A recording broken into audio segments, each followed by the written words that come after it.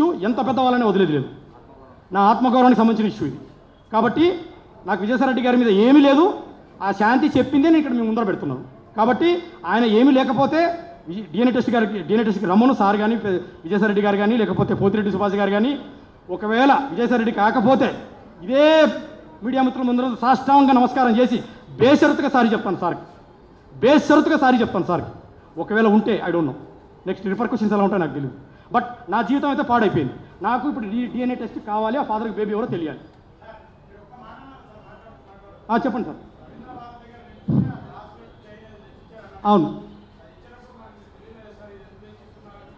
ఇది నాదే సార్. ఇది వాణిచ్చేది కాదు. ఇది నా గోల్డే.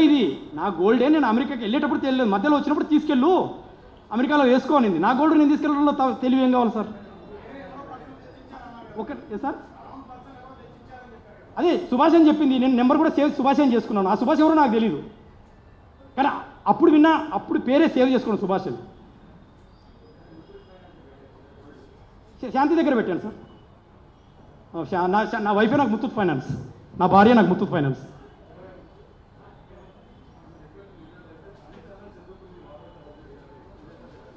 నేను ఇప్పుడే బయటకు వచ్చాను సార్.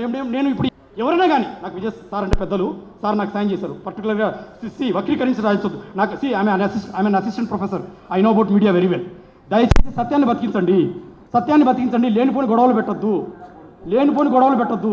నాకు విజయసాయిరెడ్డి కంటే తండ్రితో సమానము. మరి దీనికి సొల్యూషన్ ఎలా వస్తుంది సార్? అమ్మాయి ఏమో ఇన్ని అబద్ధాలు ఆడుతుంటే how can I resolve this issue?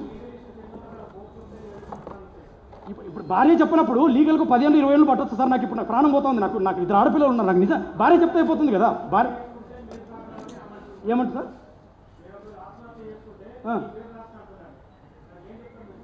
ఆత్మహత్య చేసుకుని తప్పు ఎవరు చేశారు సార్? నేను చేశాను, అమ్మాయి చేసిందా తప్పు?